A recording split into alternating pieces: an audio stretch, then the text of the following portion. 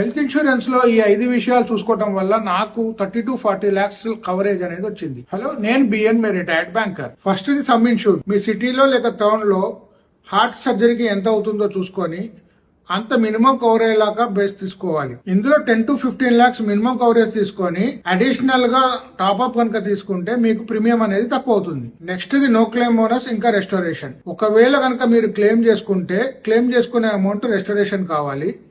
ఒకవేళ కనుక క్లెయిమ్ చేయకపోతే మీ నెక్స్ట్ ప్రీమియంలో మీ కవరేజ్ అనేది ఇంక్రీజ్ కావాలి. నెక్స్ట్ ఇది రూమ్ రెంట్ కవరేజ్. ఒకవేళ మీరు నార్మల్ రూమ్ తీసుకున్నా, ఐసీయూ రూమ్ తీసుకున్నా కూడా టోటల్ అమౌంట్ అనేది ఇన్సూరెన్స్ లో కవరేజ్ కావాలి. దానికి లిమిటేషన్ అంటూ ఉండకూడదు. నెక్స్ట్ ఇది వెయిటింగ్ పీరియడ్.